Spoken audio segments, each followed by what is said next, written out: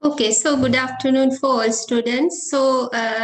Now today we are meeting for third lecture in horticulture crop production in MSc degree program. So today we are going to discuss on special horticultural practices, and mainly the special focus is placed on fruit crops. Okay, so what sort of special horticultural practices? Okay, so in first slide, you can see here the three photographs can be seen. In first one, you can see a person is there holding an equipment and he is removing part of this plant. Okay, so can anyone in this group tell me what this person is doing? And in agriculture, what is this operation? So he is holding. What is Pruning? this? Yes, so this is the operation is called the pruning operation. So here you can see a secateur is there. By using this secateur, you can see some part of the plant is removed. So the removal of selected plant parts as a technique, we can call it as the pruning technique. And so in second one, can anyone in the group tell me what operation is did for this plant, this tree? Anyone? Remove bark. Bark is removed. So why in some plants in horticulture, for some horticultural crops we are removing part of the bark? Why we are doing this one? Some plants not produce fruits and vegetables. Therefore, the phloem damage the phloem. Okay, so likewise, as you said, to achieve some objectives, we are doing such sort of removal of bark. So in latter part of this discussion, shall we discuss why we are doing this sort of operations? In third one, in this picture, what it is doing? Someone Bonsai. in the group? Yes. Bonsai. Okay, so what is the principle behind the production of a bonsai plant?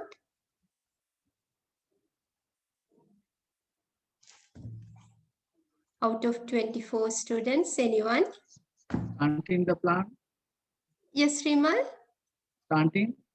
Stunting. Okay, so other than stunting, what other things are, that means what special practices are incorporated to produce or bring this plant into a bonsai one? Stunting, it's quite correct. Now, if this plant is grown in outside, we can see a huge tree, but anyhow, once it becomes a bonsai one, we can see it's a stunted one. So to create this plant as in the form of stunted or dwarfed appearance, so what sort of management practices may be involved? Pruning roots and plant other aerial parts. Pruning roots. And Yes. aerial parts and training the plant for the as just like pain. Sorry, just like it is just like a large tree appearance. Yeah.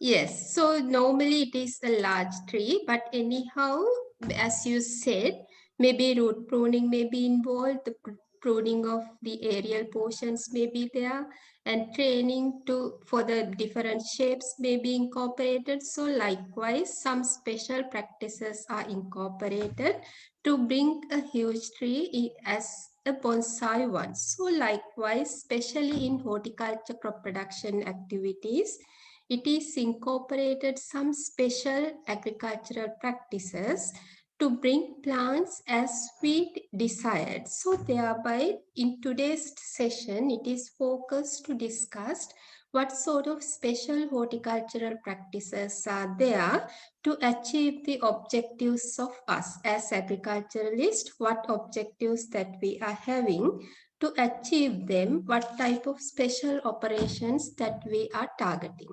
So out of the special horticultural practices, as you said, training and pruning play an important role. So today, first it is going to discuss on training and pruning of plants and why we are considering training and pruning as special horticultural practices. So when we think on the yield of crops, so normally we are thinking the application of fertilizer, application of water. So all operations are equally important, and sometimes we are thinking we can achieve a good yield by applying the correct quantity of fertilizers, correct amount of water for plants. But anyhow, training, pruning itself, we can enhance the crop productivity in huge quantity.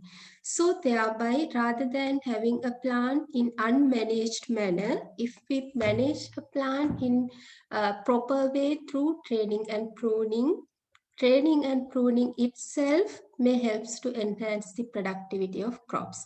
So when we incorporate training, pruning and other practices such as fertilizer applications, the correct amount of water applications, pest and disease management, once we incorporate them all, we can achieve a good productivity of crops. So thereby, as agriculturalist, it is very important to concern, that means focused very clearly towards training and pruning, because only training and pruning, proper training in a tree, we can achieve a good productivity.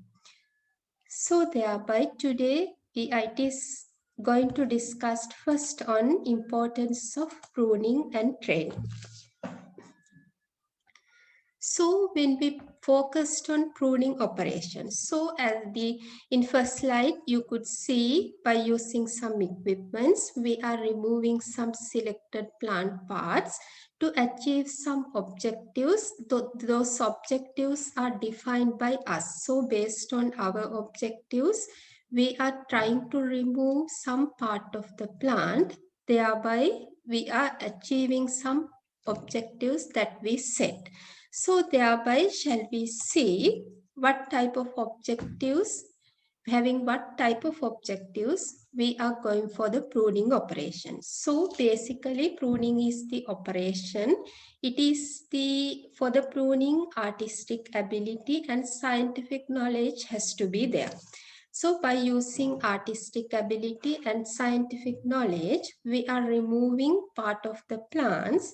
And basically, as I said, some objectives are there. Those objectives may be improve its shape and to influence on plant growth, flowering and fruitfulness, and improve the quality of the product. Maybe fruits, enhance the fruit quality.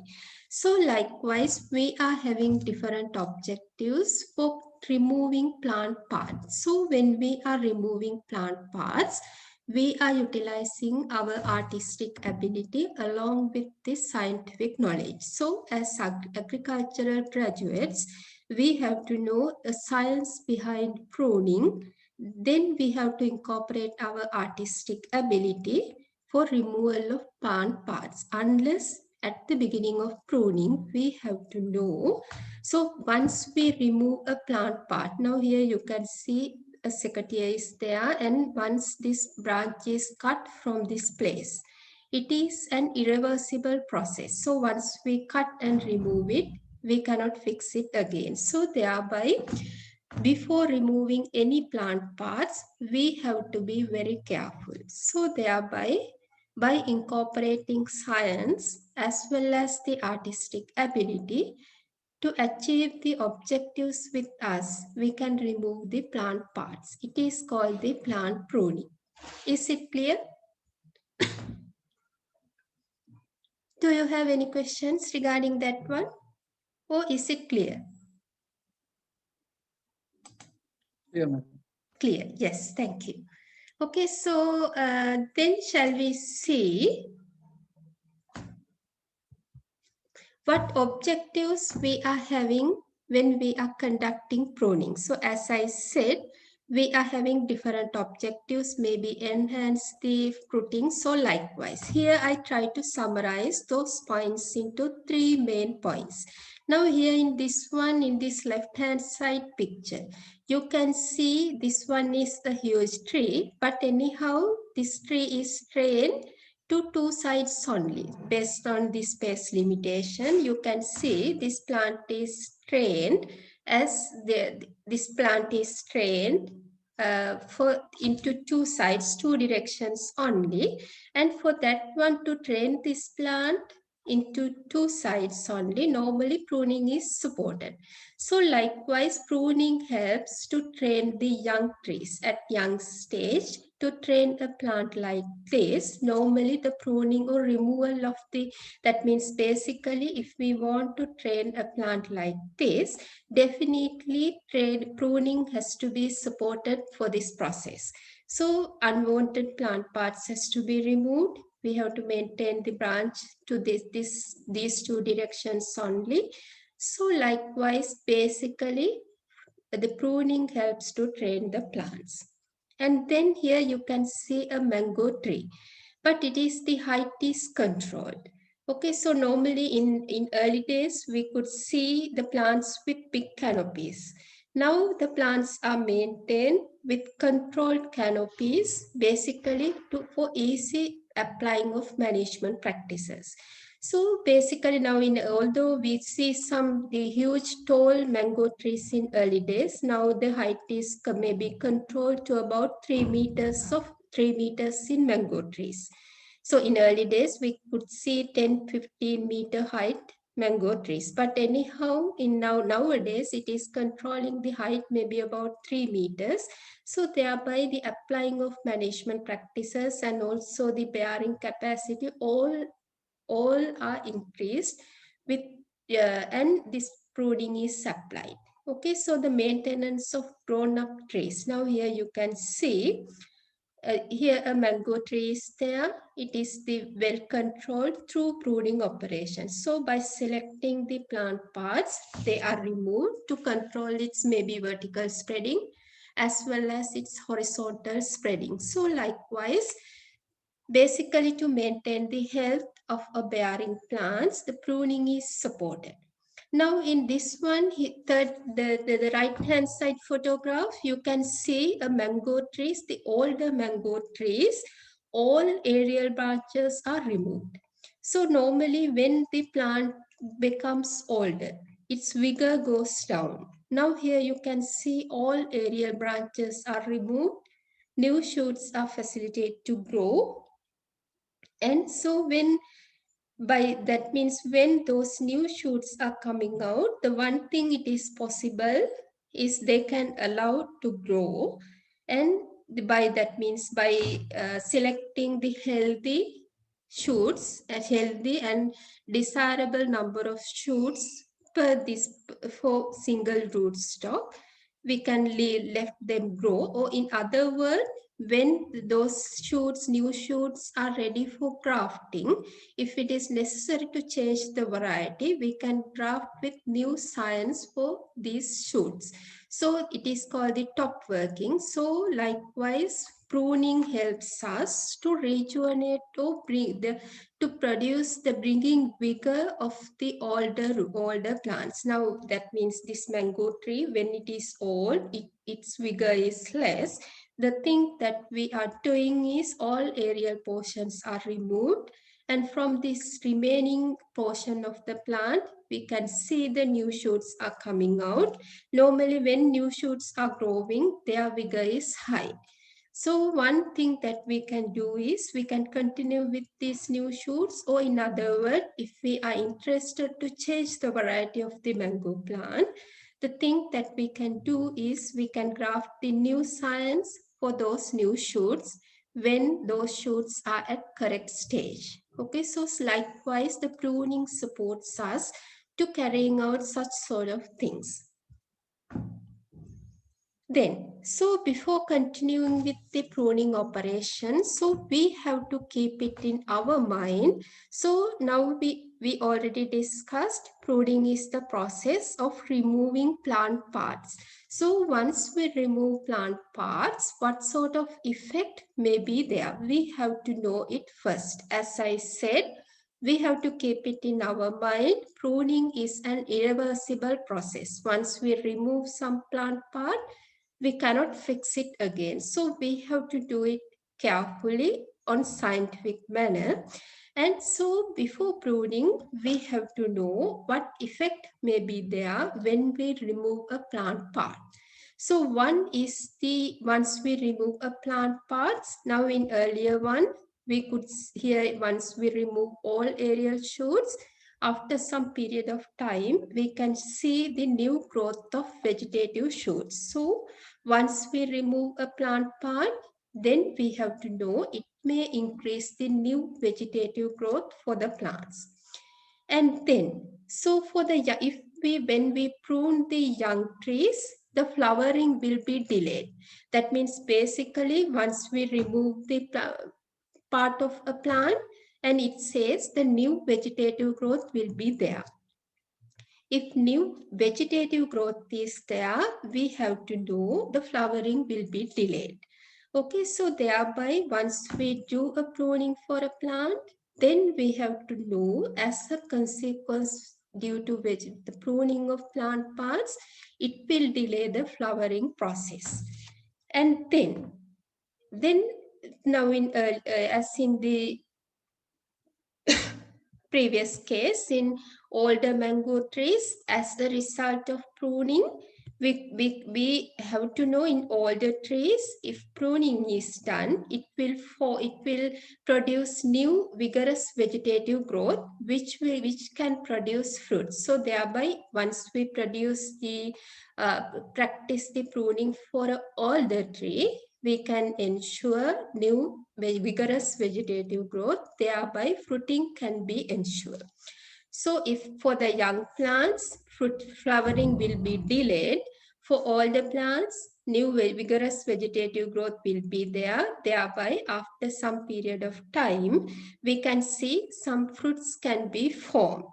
And then as a result of pruning, we can improve the size, maybe color and quality of fruits. So likewise, color, color, quality of fruits, such things can be enhanced through pruning. Like as an example, assume in a fruit, the fruit tree is there producing large number of fruits.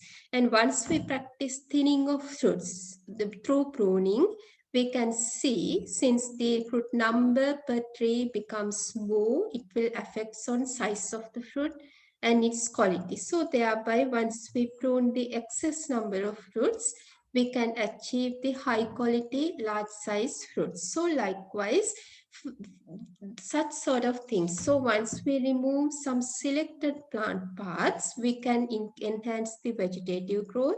And since vegetative growth is promoted as a result of pruning, it will delay the flowering process. And then if it is an older tree, we can increase the production of vigorous shoots, and thereby we can expect the production of the bearing branches. And at the same time, even in a fruit tree, we can achieve good size, good quality fruits through pruning operation. So such sort of effect may be there when we practice the pruning operation. And then, so we have to know what principles we have to follow when we do pruning operation. So as I said already, pruning is an irreversible process. So we have to be careful before removing any plant parts. Okay, so thereby these are some of the principles why we go for pruning operation. So young trees are pruned to train to acquire desired shape. Now in the first one, you could see since the owner is expected to have a plant in this shape. So at young stage, The pruning, what is the desired shape of the grower, it can be achieved through pruning operation. So then if pruning is done in bearing plant, then what will happen? So then if light pruning is done for the, normally assume a plant is there, maybe a mango tree, maybe some fruit tree. So if light pruning is done for the rambutan tree, if we once we practice a light pruning, it will enhance the new shoot formation. Normally the bearing is happen in new shoots. In most of the fruit trees are there, they are demanding a light pruning. Okay, some plants, as an example, the grapes are there, the heavy pruning is required, but most of the fruit trees are there, they are demanding the somewhat mild pruning to stimulate the flowering, because the flowers are formed in new shoots. So thereby, for bearing trees, we are practicing a light pruning, basically to stimulate the new growth of shoots. And then in those shoots, we can see the formation of flowers, and then they develops into fruits. And then the older trees, the heavy pruning is done to restore the vigor, as we could see in earlier slide. So if plant is too old, if heavy pruning is done, we can stimulate the new growth, or we can restore the plant vigor. And then the pruning as a principle, it is done basically to remove the diseased, weak, dead and shedding branches of a tree. So likewise, having those principles, if it is a young plant, to achieve the desired shape, we are pruning it. If it is a bearing tree, that means age at the plant is at its bearing age, we are pruning it. Basically, light pruning is done to stimulate the new growth.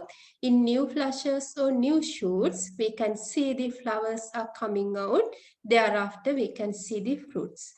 And if it is an older tree, we can do a severe pruning, and basically a new vegetative growth can be facilitated.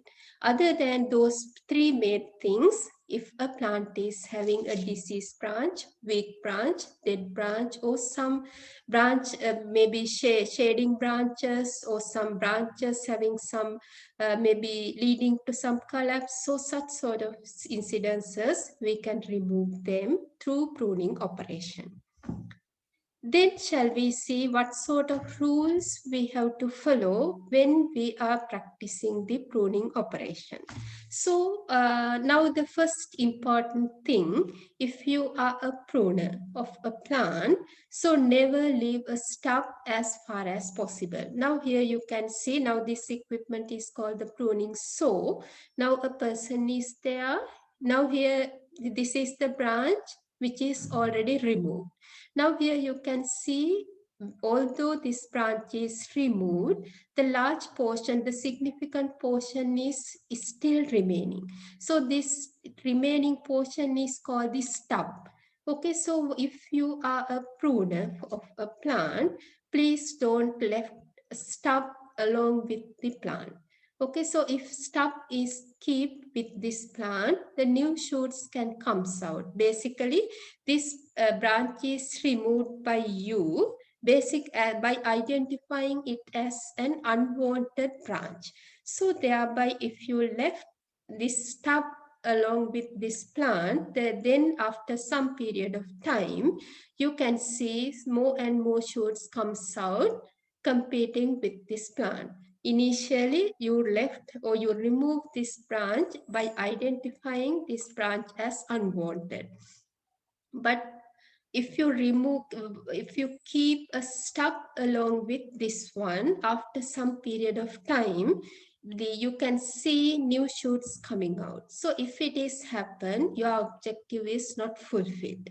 So thereby, as a rule, once you prune a branch, please don't leave a stub as far as possible. So it is one of the main rule when we practice or when we go for pruning operation. And then Then cut surface is so important. So here you can see the A, B, C, D, E, and F. So here the 6 diagrams are there. And out of those 6, only A is marked as correct.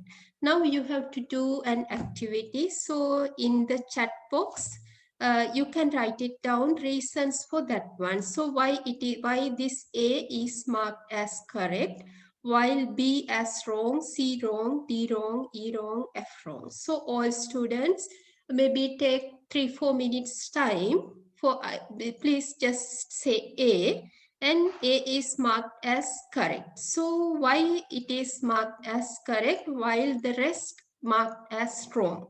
So for identifying those B, C, D, E, F as wrong, you have to give the reason, while A indicate as the correct, you have to say due to this reason it is identified as correct. So for A, reasons for, now if you feel this the right wrong marking is incorrect, you can justify your answer. So in chat box, so please write it down. So what is your opinion on A, B, C, D, E, and F?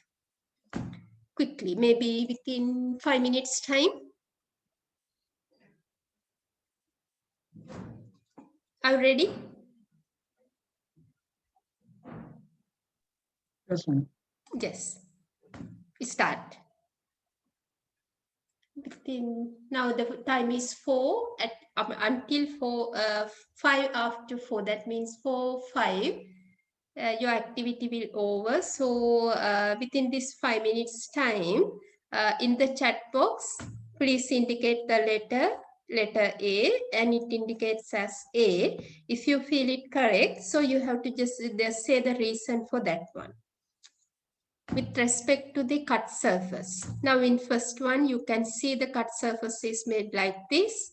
Here this one, third one, the cut surface is just the away from the bud, and the just a flat cut surface. So likewise, you have to justify as you feel.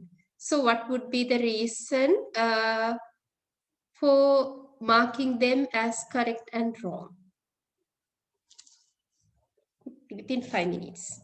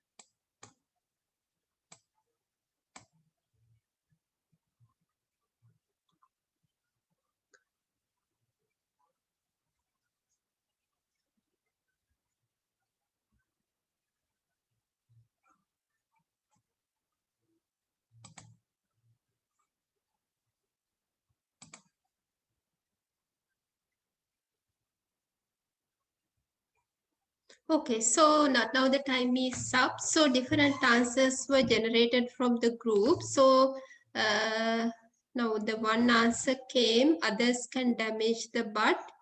And the one said B, bud damage will occur. C, cut surface across the bud. And some other students said allowed to grow bud without damage in diagram A.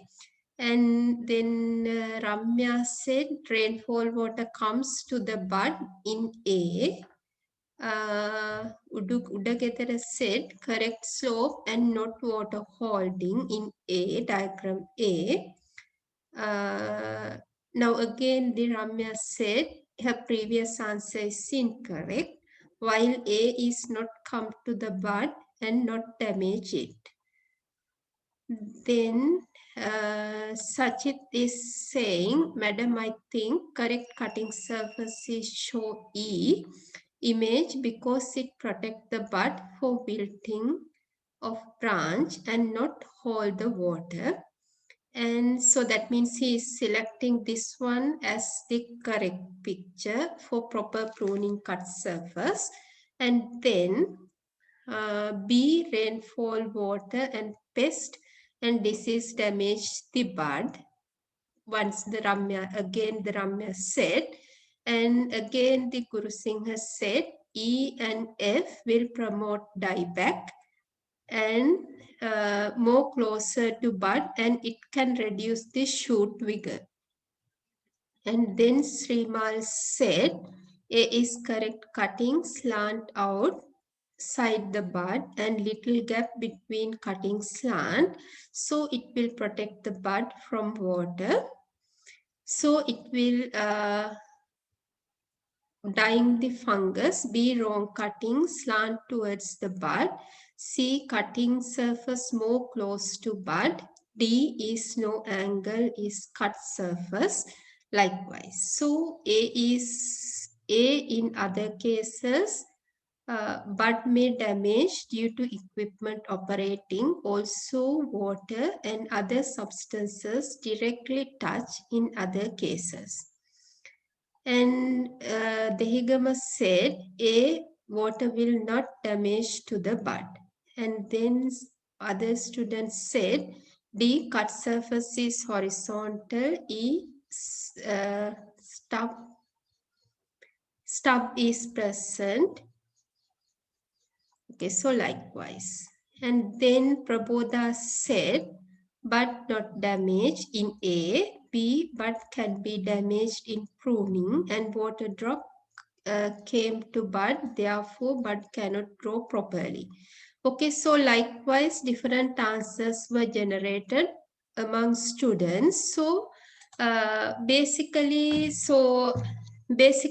is the correct one. We have to make the cut surface. So among you also generated so many good answers. So here I try to summarize on which basis the pruning cut A is selected as correct. So when we are placing a pruning cut in a plant or in a branch or a shoot, we have to make a pruning cut closer to the bud but keep some distance from the bud without damaging it. Normally, when we make a pruning cut, all of us know we are creating a wound. So, although when we are having a wound, maybe in our body, someplace in the body, as a defensive mechanism surrounding to a wound, some amount of the tissues becomes dead. So basically to protect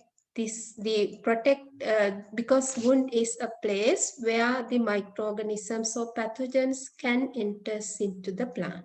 So thereby, once we create a wound, so it will damage to rest of the plant part. So thereby, once we make a pruning cut, we are creating a wound. So thereby, we have to keep it in our mind. We are creating a wound when we cut any plant part.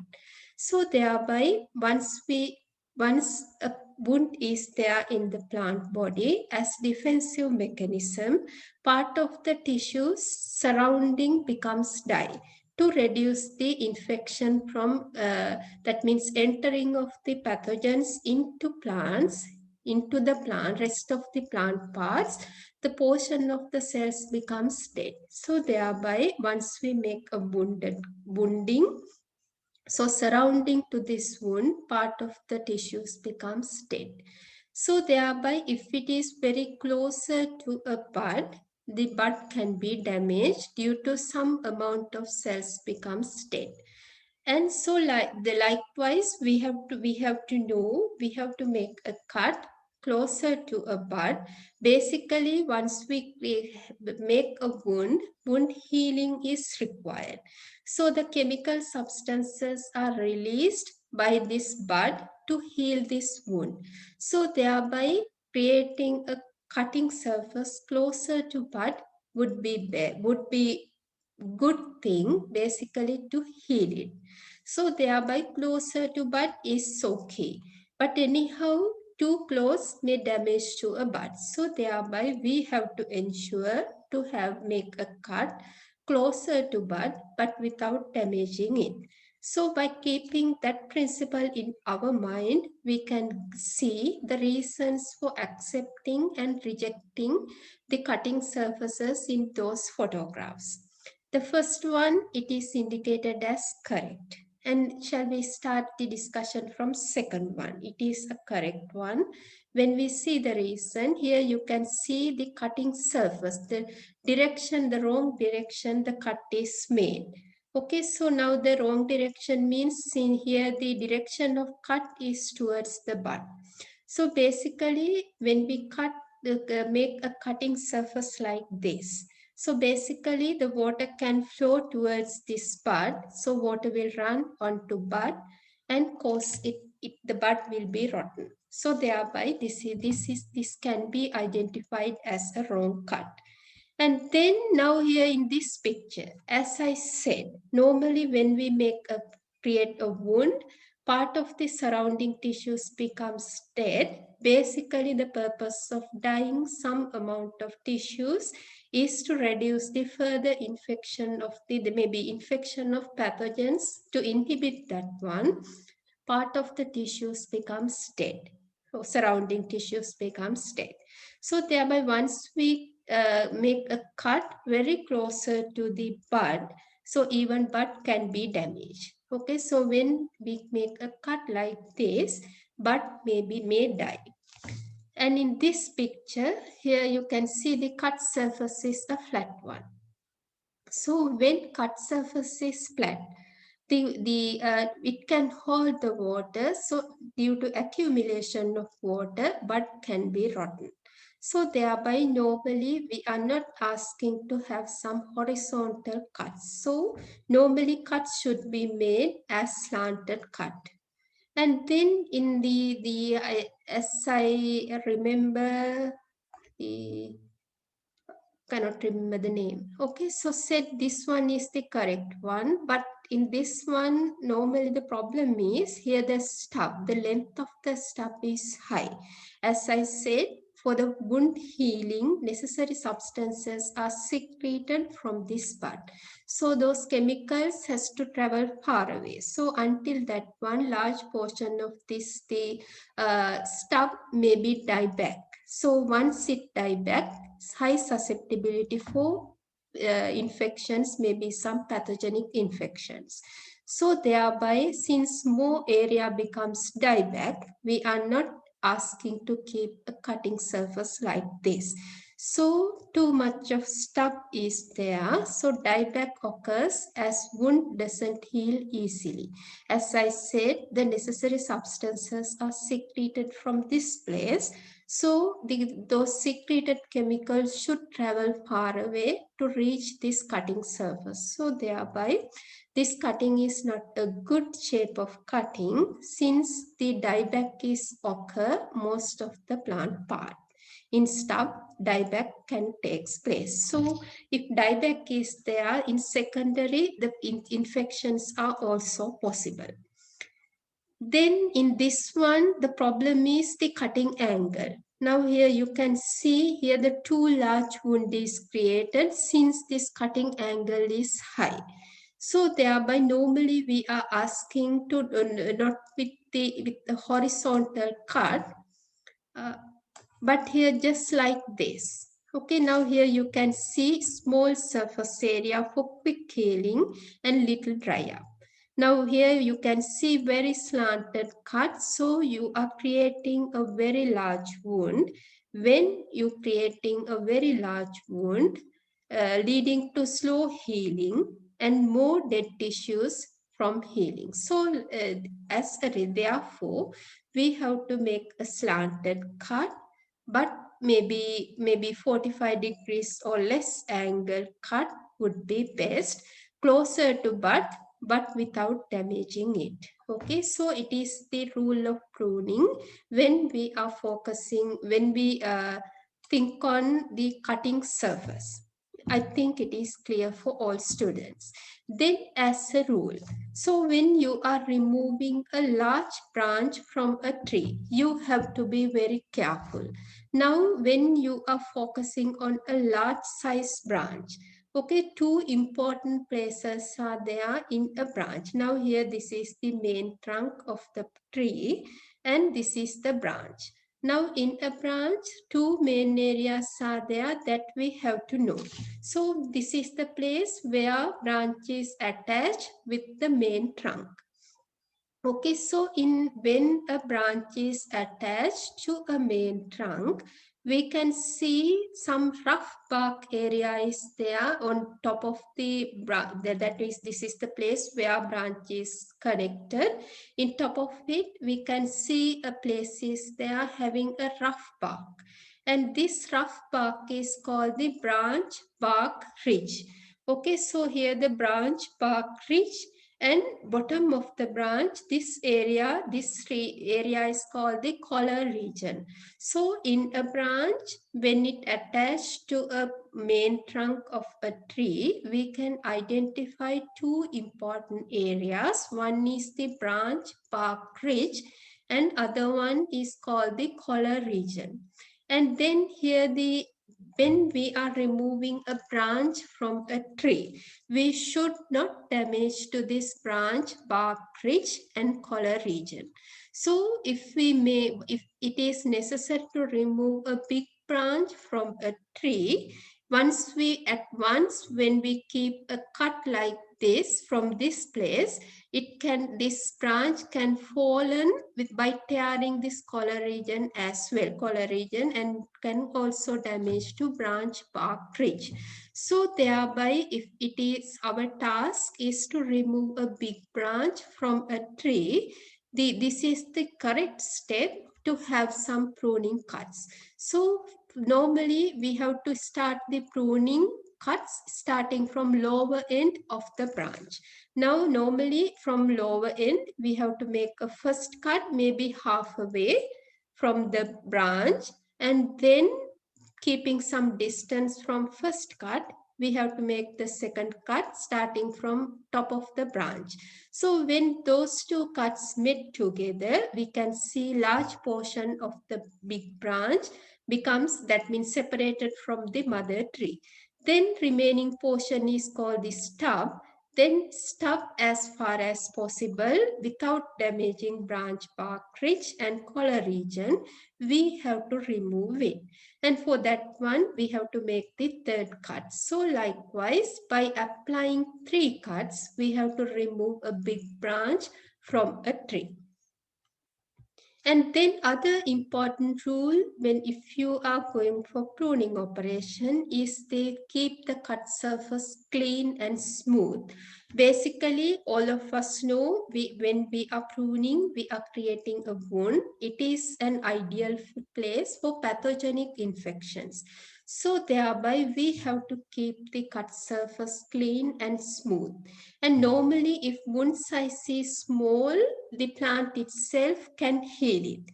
Without before for infections, normally the plant itself can heal it. But anyhow, if wound size is big or large wound is there, large size wound is there, it is better to apply a wound dressing. As we are applying for the small cuts in our body parts, normally we are not applying any medicines, no. So similarly, if the small size cuts are there, we can allow the mother plant to heal it. But please make sure if the size of the wounding is big, we have to make some actions to reduce the infections, pathogenic infections. So for that one, if wound size is healed, we can apply some dressings. For that one, some fungicidal application may be a Botox paste.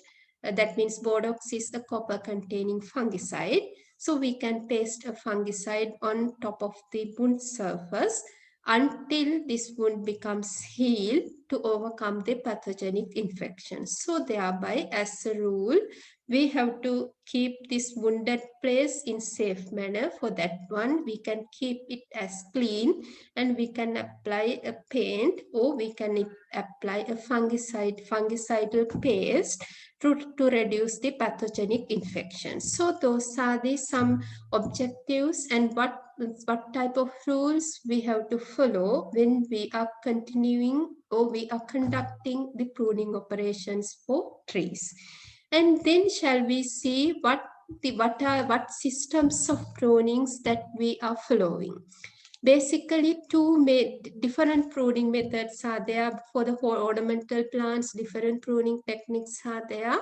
But here I try to highlight with respect to trees, what type of pruning operations we can practice basically. So 2 pruning techniques are there. Here I have highlighted, one is heading back and other one is thinning out.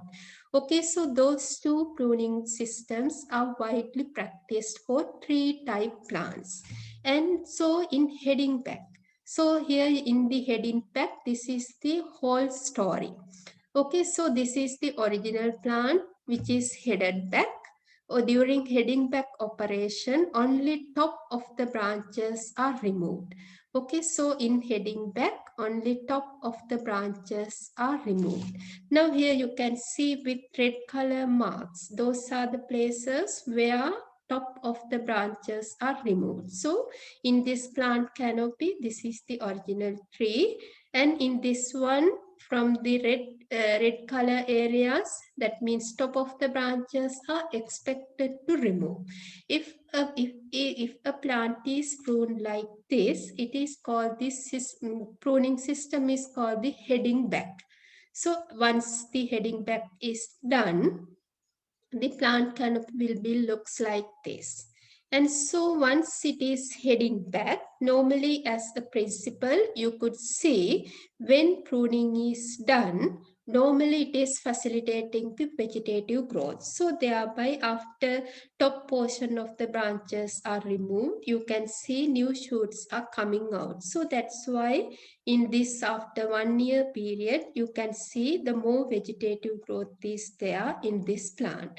So under systems of pruning, heading back is practiced widely. In heading back, top of the branches are removed. And then other main method of pruning is system of pruning is the thinning out pruning. In thinning out pruning, so compared to this one, you can see the once you focus the final picture of the prune tree after 1 year period in heading back and thinning out, you can see a difference. So now shall we see how this thinning out is done. Now this is the original tree as in the same one I used for heading back, and the same one is displayed under original tree in thinning out. So when we continue with the thinning out operation, so think that we are doing now only focused on this branch. Now in the here this only, please draw your attention towards this branch. Okay, so now in this one, you can see now the grower or the pruner is expected this shoot as unwanted one, and in this branch these two shoots as unwanted, because in the second diagram you can see red color crosses with in this the blue color shoots. Now in here I focused only this one. In this one here the blue color one has identified as unwanted. Here in this branch 4 shoots are identified as unwanted by the pruner. And if he decided to thinning out of this branch, this tree, the thing he has to do is once he identified a shoot as an unwanted for this tree, the place where it is originated has to be removed. So it is the thing that is done during thinning out. If once we go for thinning out operation for a plant, it is not removing just the top portions of a branch. Once we identify this portion as not wanted from its origin place, we have to remove it. So now after thinning out, here you can see the picture. So this branch, this one, and this one, all 4 branches are removed. So only 2 branches are left along with the mother plant. So if you are expecting to do the thinning out operation, the thing that you are doing is once you identify a branch as unwanted for the tree, you have to remove it from its origin place. So it is called the thinning out operation. So during thinning out, complete removal of a branch is practicing. So in heading back, only top portion of the branch is removed. Compared to it, the branch is completely removed once it is identified as unwanted during thinning out operation. Okay, so those two are the two main pruning systems. Then shall we move into training? So as I said, so at the beginning, pruning is removal of unwanted plant parts to achieve the objectives set by us. Okay, so objectives may be different: to enhance the vegetative growth, so enhance the fruit production, light distribution, so many objectives may be there. But compared to it, now when we think on training operation, training is developing the desired shape for plants with tree with particular objective by controlling the habit of growth. Okay, so training now that means when after field establishment of a plant, and when we maybe after 10 years of field establishment, if once we think we have to develop this plant into this shape, we cannot do that one. So training has to be started from very early stage, maybe at the nursery stage. We have to start with the training operation. So basically training is practicing from starting point of the plant, maybe from nursery stage, basically to achieve the desired shape for a plant. Okay, so thereby training is to develop a plant into a desired shape, and normally it has to be started from very early stage of the plant life cycle. Now here you can see a big trees, but they are trained into this shape. Okay, so likewise, training has to be started from its beginning, from the beginning of the life cycle of a plant, basically to achieve a desired shape by the grower. Now here you can see a big tree, but into the shape of this fence, parallel to this fence, a brick wall, you can see the plant is straight. So training is not an easy task because it has to be done from the beginning. But pruning we can practice at any time of the life cycle of a plant. And then shall we see what objectives are there for the training operation. So basically here you can see a mango plantation, but you can see the horizontal spreading as well as the vertical spreading of plants are already controlled. Okay, so basically training to achieve the desired shape of a plant. And once we have a plant with a desired shape, so one of the main objective that we are having is to proper distribution of light, because in a plant, different canopy layers are there. Along all canopy layers, we have to ensure the proper distribution of light. And then normally here you can normally when we are applying some management practices. Okay, so based on if the now assume the mango trees are there into the height is too much.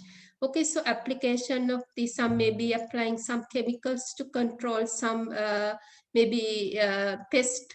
It may not easy operation. So likewise, once we maintain the heights, horizontal and vertical spreading, other applying of management practices and other cultural practices may easy. So thereby, by having a desired shape of a plant, we are expecting the proper distribution of light within the canopy of the plant, and at the same time, we are expecting to apply the cultural practices easily, cultural and management practices. And then once we control the shape of the plant, we can protect the plants from sunburn as well as from wind damage. And other than that, we are expecting to proper distribution of branches within plants. So thereby, we can ensure the fruit bearing branches, well balanced bearing branches for the tree.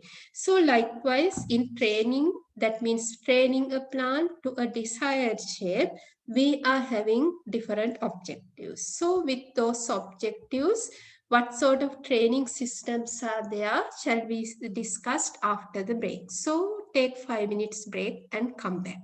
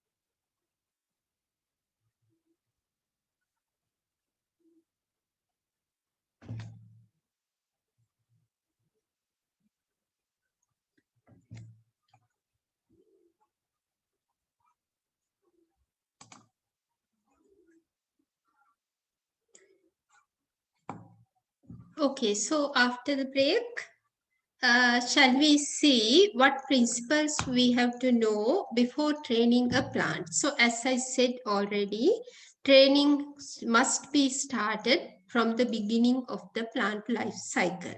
Okay, so as principles for plant training, the plant trainer should know through training operations, we have to form a framework for the plant. Okay, so the main framework, we have to produce a strong main framework for the plant. So under that one, if a plant is like this, we need to have some strong framework for the plant. We have to maintain the branches, not for the one direction. So branches should spread to different directions. So likewise, from the beginning, we have to create a strong framework for the plant. And so, especially the main branches should maintain with special care. Now, from the same place, if several branches are coming out, normally such if once we observe from a single point, several branches are coming out.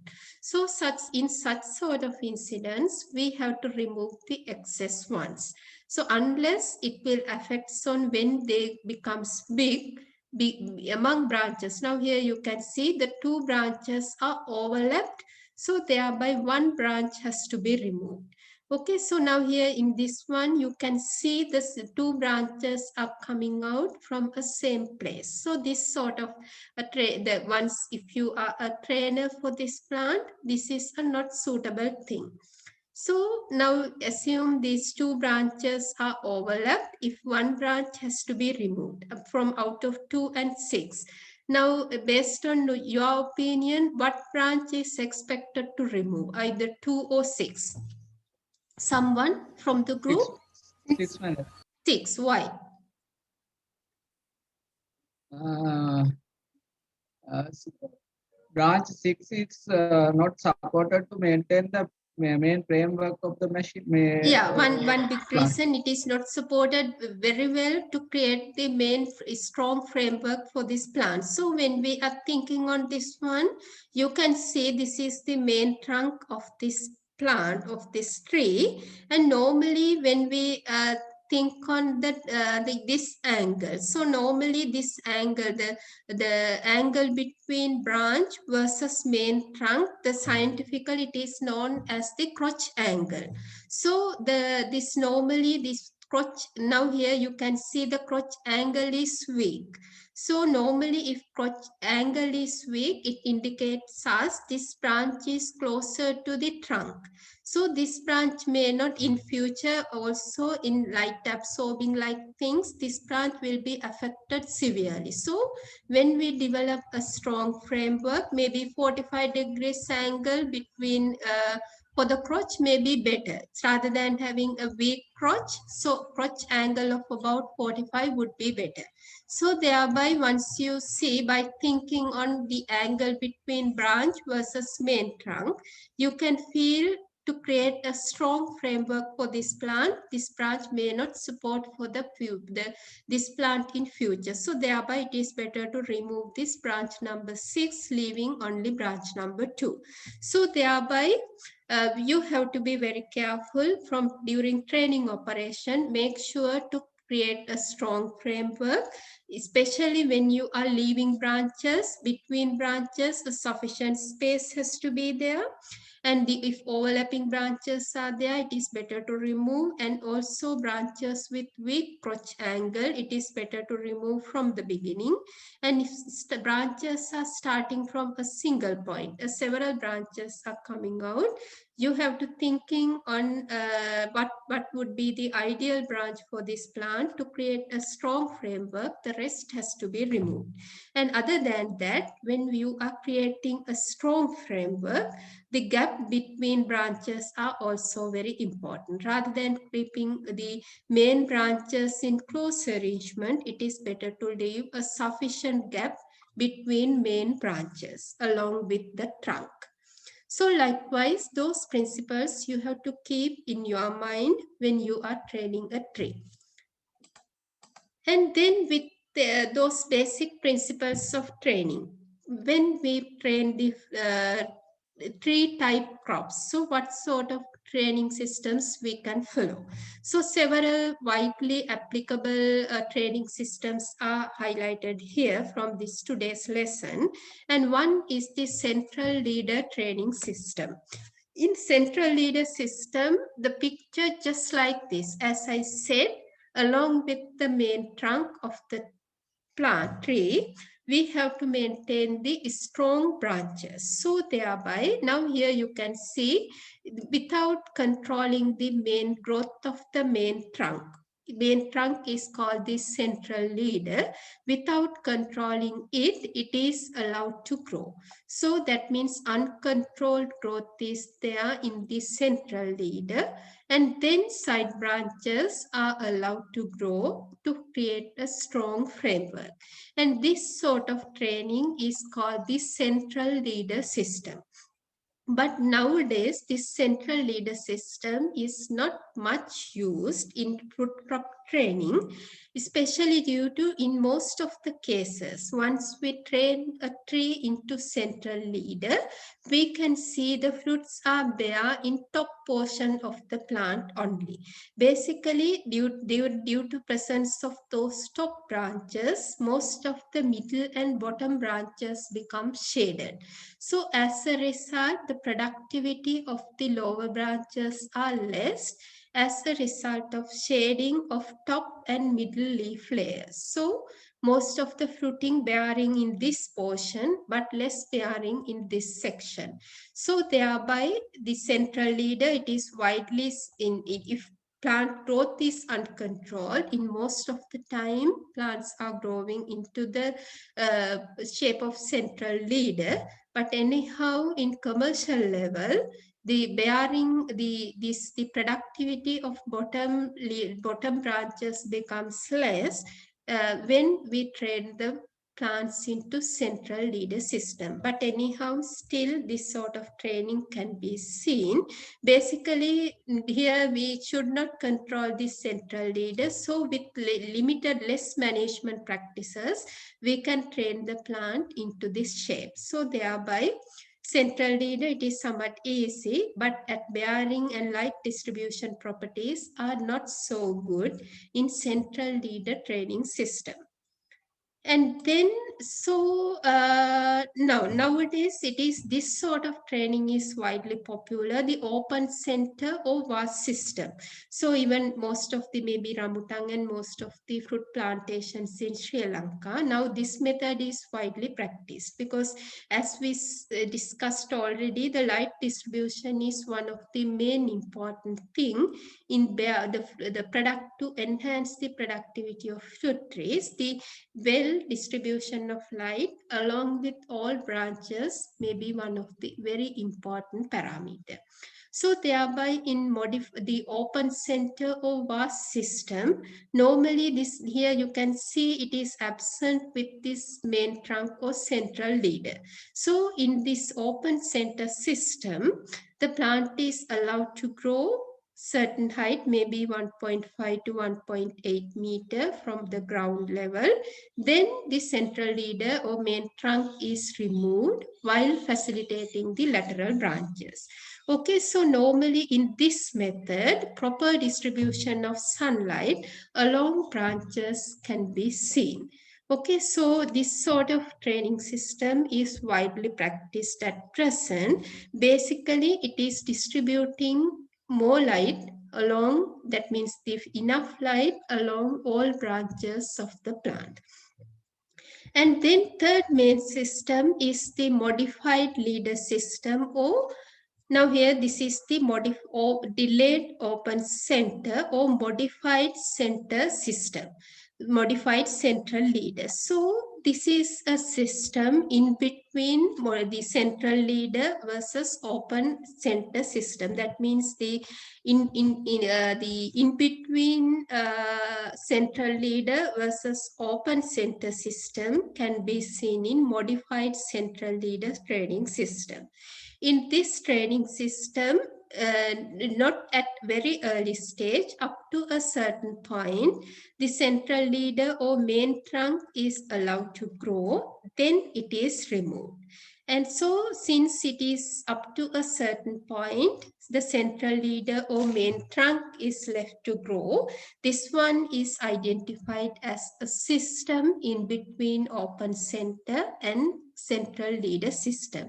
And this training is called the modified central leader system. So thereby trees can be trained, either central leader trees, modified the open center trees, or the modified central leader, because this one would be a very good system since light is distributed very well along branches of the plant, but managing it is somewhat difficult. So that's why this modified central leader system also developed. So most of the fruit orchard at present, rather than maintaining plants to the central leader system, which these due to top canopies of the plant, the shading of the bottom and middle leaf layers affecting the overall productivity of the plant tree, now the open center or modified central leader system is widely practiced at present. And then other than those central leader, open system and modified central leader, some situations the plants can be maintained into bush system, trained into bush system. So there in bush system, the plants are trained to multi-stem dwarfed growing habit. Now here you can see grapes are trained into bush as a bush. So likewise in multi-stemmed dwarfed growing habit is ensured in bush system of training. And other than that, if basically for wild type plants, maybe grapes like fruit crops, overhead trellis systems, the plants are trained in overhead trellises. So if it is a wine type one, the trellises training can be done on a trellis. So likewise, the training can be done either as central leader system, open center system, or modified central leader system, bush system, or along with a trellis. So those are some of the main training systems that we are practicing. And then with those ideas on training and pruning, shall we move into what type of other special practices specially focused on inducing fruits? Okay, so basically in fruit crop management, the flower initiation is very important in fruit trees. So when we think on fruit initiation, so in not only on fruits, in all maybe fruits, vegetables, maybe in flowers as well. So the carbon nitrogen ratio in plant is a determinant factor basically for flower initiation. Okay, so if flowers are produced in a plant, the carbon nitrogen ratio is important. So then we have to know why carbon nitrogen ratio is important in fruit formation process. Basically, if nitrogen is more in a plant, it is favor on vegetative growth. Normally, vegetative growth is facilitated when more nitrogen is available. If carbon is available in excess, these excess carbohydrates can be utilized for formation of flowers. Thereafter, it develops into a fruit. So thereby excess carbohydrates has to be there to deposit in a fruit. So thereby normally plants converts into vegetative into reproductive when plant feels now the carbon dioxide content in my plant is sufficient to produce flowers and fruits. So and at that situation only flowers start its producing its flowers and fruits. So thereby carbon in excess has to be accumulated in plants for formation of flowers and fruits. So thereby the ratio between carbon versus nitrogen is important to decide the flowering and fruit formation in a plant. So thereby, as the agriculturalist, we have to know in what strategies we can use to enhance the carbon stock in a plant while reducing the nitrogen availability for plants. And that means basically flower fruits are formed on top of the plant. So in top portions, to become carbon in excess while nitrogen is limited. To occur that one, what sort of management practices we can do? By manipulating the ratio between carbon and nitrogen, if some operations we can do, we can induce flowers and fruit formation in plants, trees. So thereby since we know the ratio between carbon nitrogen in top portion of the plant is a significant determinant on formation of flowers and fruits, by manipulating some management practices, then we have to think we can alter carbon nitrogen ratio. So from here in rest of the discussion in today's class, I am drawing your attention how we can do some special management practices to alter carbon nitrogen ratio in plants. So as I said, when more carbon or carbon in excess, it will favor on formation of flowers and fruits. So thereby, if our focus is to produce more fruits, we have to focus to create more or excess carbon on top of the plant. For that one, we have two options. The one option that we can do is we can increase the more production of carbohydrates. That means the manufacturing process. That means, so in other words, photosynthesis can be increased to increase the carbohydrate availability in top portion of the plant. Or in other words, we can do some activities or special management practices to reduce the carbohydrate utilization. So thereby two options are there by to manipulate the carbon nitrogen ratio. One is the increase the rapid or manufacturing process can be increased, the carbohydrate formation can be enhanced, or in other words, we can reduce the utilization of carbohydrates. So two options are there to alter the carbon nitrogen ratio. So with respect to carbohydrates, the two options are there. One we can do is we can increase the manufacturing process, or in other words, we can reduce the utilization process. So we can focused on those two aspects. So by focusing on those two aspects, what sort of special management practices for horticultural crops, what we can do? Okay, so the one is one thing that we can do is either ring barking or girdling. Okay, so do you know the difference between ring barking and girdling?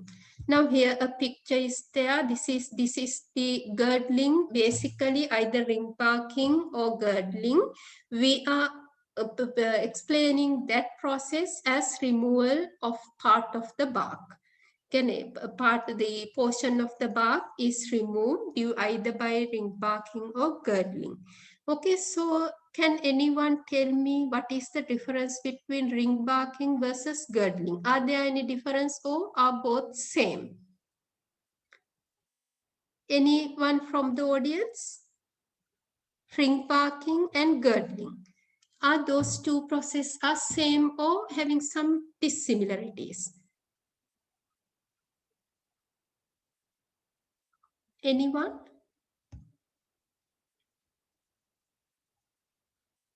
No one. Okay, so although 25 students are there, no response from the audience. Okay, so basically the small difference is there, not a small difference, we cannot say a small difference. So basically the ring barking and girdling are two process. So the first ones we focused on ring barking process. So as a circle, we are removing part of the portion of the portion of the bark. Okay, so the ring barking is defined as circumferential cut made around the trunk. So now here you can see this is the trunk. So circumferential the removal of its portion around the trunk. And normally when we ring barking, normally we are removing up to the cambium only. That means basically in ring barking, it is removing cork, that means the bark cambium, and phloem tissues and cambium. So these are the sections that it is removed during ring barking. The cork, bark cambium, phloem tissues, and cambium. So those four tissues are removed during ring barking.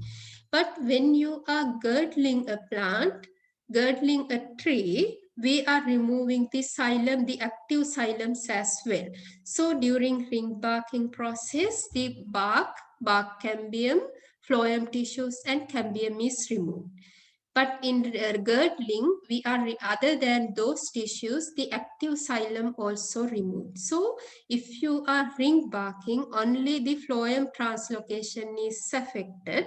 And if girdling is done in a tree, both translocation, the phloem translocation as well as the water translocation or transpiration process also affected if you go for girdling. Okay, so if you are ring barking, you are removing basically the bark cambium, the phloem tissues, and cambium of the cambium in this trunk.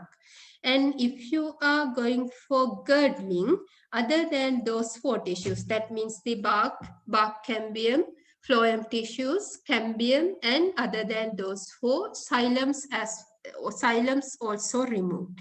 So if ring barking is done, only the phloem translocation is affected. If girdling is done, both the water movement also affected, so thereby it will affect on transpiration process as well. So thereby normally in the favor of the fruit formation, most of the time the thing that we are doing is ring barking. So that means basically we are removing the phloem tissues. So if girdling is done, it is somewhat threatening for the plant. So most of the time, most of the cases, if you are expected to kill this plant, so if the girdling is done for, that means the significant portion of the bark is the main trunk is girdled, you can kill the plant. So thereby if girdling also possible for induced flowers, but the amount of the trunk that you girdle has to be done in careful manner. Okay, so because if the wound area becomes small, it can be healed in short run. But if you made a big girdle, most of the time plant is under threat because it will leads to death. Okay, so thereby when you practice the ring barking or girdling for induced fruit formation, you have to do with care.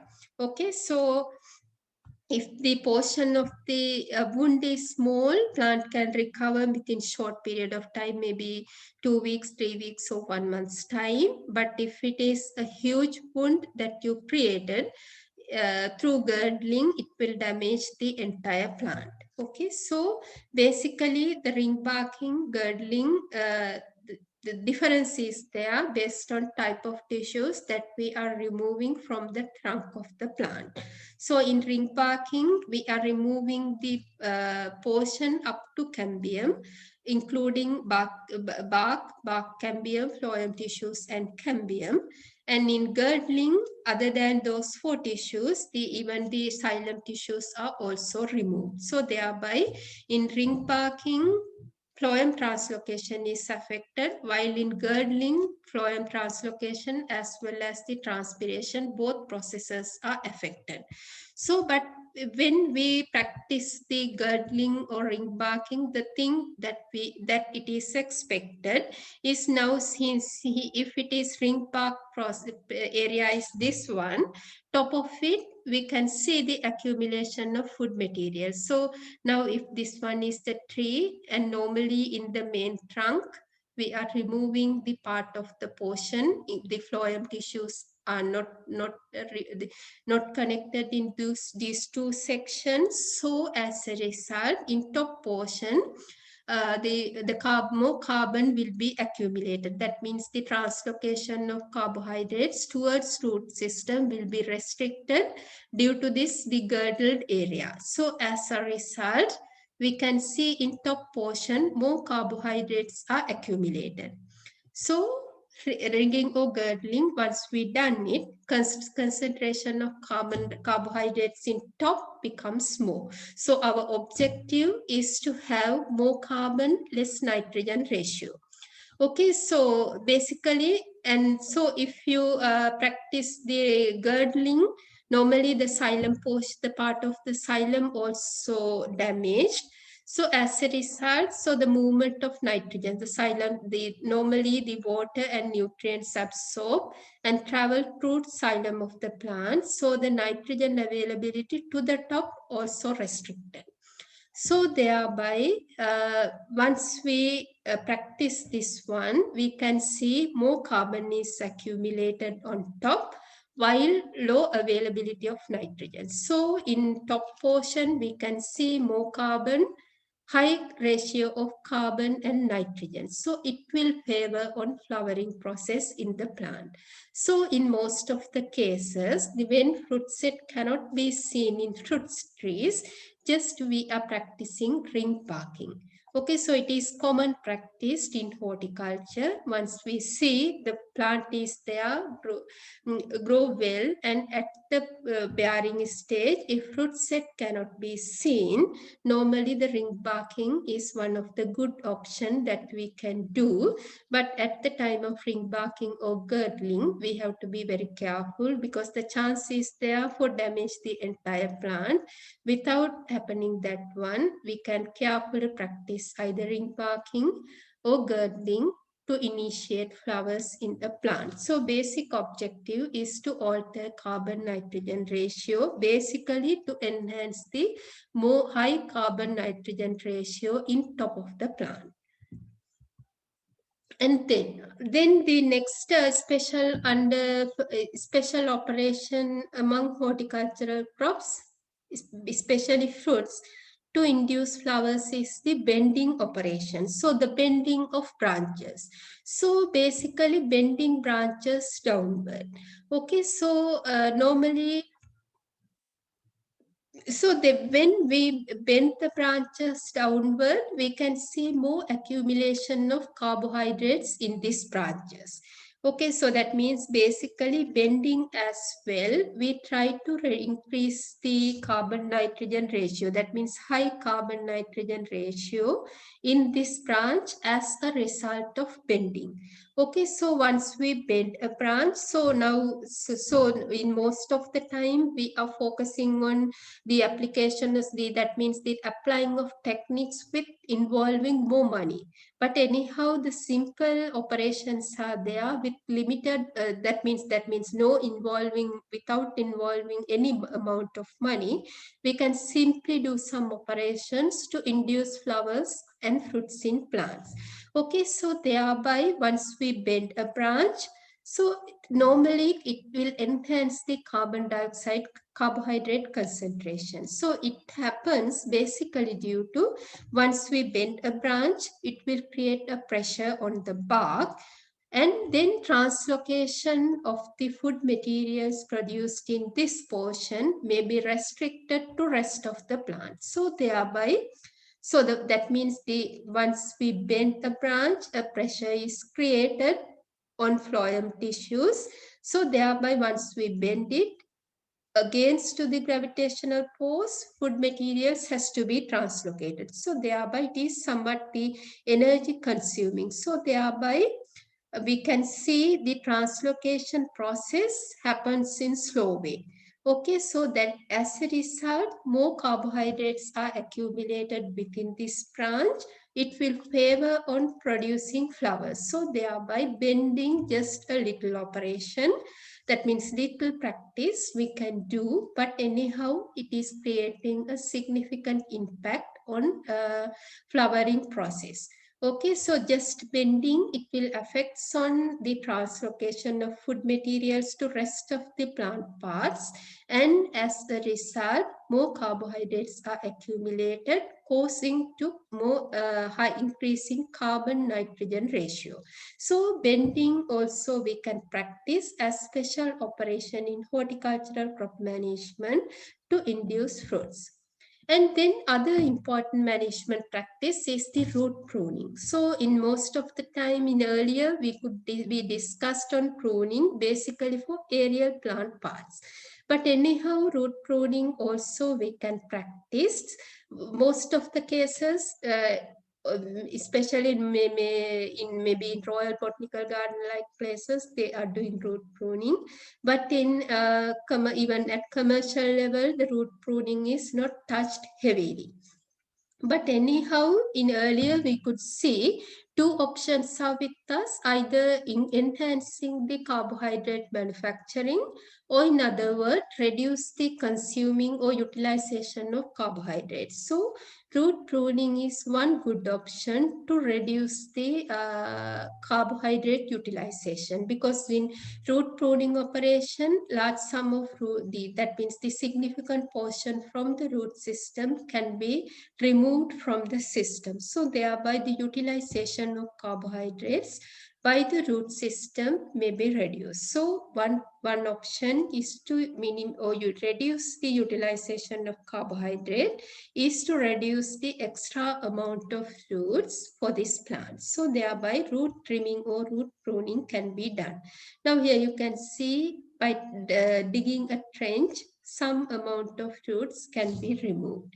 Okay, so other than that, in not only in focusing on the fruit formation, in other aspects as well, we think on root pruning, maybe stimulation of new roots. So it is sometimes we are pruning roots, expecting to stimulate new roots. So thereby the absorption of maybe nutrients, water-like things can be more, can be enhanced when the proper root system is present for this plant. So thereby, sometimes we are pruning roots basically to enhance the more number of productive roots for maybe for absorption of water or nutrients. And other than that, in some situations, to get rid of some damaged roots, in aerial portions, you could see to remove the damaged shoots, we do go for the shoot pruning. Similarly, if damaged roots are there, by pruning, we can remove them. Okay, so likewise, but in fruit formation process, basically once we prune a portion of the roots, we can see we are removing part of the carbohydrate consuming tissues from the system, thereby the utilization of carbohydrates can be reduced, leading to more accumulation of carbon within plant body, favor on producing flowers and fruits. So thereby fruit pruning also can consider as an special horticulture practice, and it will help, it's supported for several objectives, and one big objective, it also favor on flower and fruit formation in a tree. And then as special management practiced, the other one is the application of plant growth regulators. So I think you heard the term plant growth regulators. So basically plant hormones and plant growth regulators are there. So basically for natural producing substances, to denote them, we use the term called plant hormones, but collectively to identify the either natural occurring ones or synthetic ones, commonly we can use the term plant growth regulators. So in horticulture industry, plant growth regulators are widely used. Okay, so different now. I think since all of you achieved a bachelor degree, you know several categories of plant hormones are there, and their roles in plant bodies are vary. So by thinking and by knowing the roles of plant growth regulators, by knowing the role of plant growth regulators, we are utilizing them in horticultural activities. Okay, so now the week after next, you have a section on that section to discuss in detail regarding plant growth regulators. So in this today's class, I am not discussing in detail regarding the role of plant growth regulators as in horticulture industry. But anyhow, you here I try to highlight in what occasions in horticultural crop production activities we are relying or utilizing the plant growth regulators. Maybe for rooting of cuttings, blossom thinning, that means the flower thinning, that means the in orchards, if the orchard owner is seeing the number of flowers produced is greater, by applying a plant growth regulator, you can control it. So I am not highlighting what is the plant growth regulator, that it can be used for the purpose, because in week after next, it is highlighting all in which occasions what plant growth regulator can be used. But here I put some the points only. So if the in some cases, the prevention of fruit drop, we can apply a plant growth regulator. Okay, so, or in other words, to increase the fruit setting or development of parthenocarpic fruits. So the parthenocarpy means without fertilization, over develops into a fruit. That means if it is a parthenocarpic nature, it is a seedless fruit. So seedless fruits are having a big demand in the market. So in terms of if the stimulation from the fertilization can be given artificially using a plant growth regulator or plant hormone, we can develop a fruit into a parthenocarpic one. Okay, so the parthenocarpy can be either natural parthenocarpy or artificial parthenocarpy. In artificial parthenocarpy, that means the man-induced parthenocarpic fruits. So by using hormones, we are inducing the parthenocarpy in fruits. So you know, in pineapple, the natural parthenocarpy is there. Once you open a pineapple, no seeds interior, no. So it is called the natural, they are producing parthenocarpic fruits. But similarly, we can induce parthenocarpy by using plant growth regulators. So in the section of plant growth regulators, now here just an idea in horticultural crop production, the plant growth regulators are used for commercial applications for such sort of things. So in that section, you have to explore what sort of chemicals or plant growth regulators you can use for such sort of purposes. Okay. So then to induce the germination process. So what will be the plant growth regulator that we can use for that one? The naturally from the seeds, the germination is happened, but anyhow, to accelerate the germination process in horticulture crop production activities, the plant growth regulator can be used. So then you have to know what is the growth regulator we can use for that purpose. Then to early maturity, so that means to speed up the maturity process, we can get the help from plant growth regulators. And also some plant growth regulators we can use as herbicides in weed control. So likewise, as special management practices, especially in horticulture crop production activities,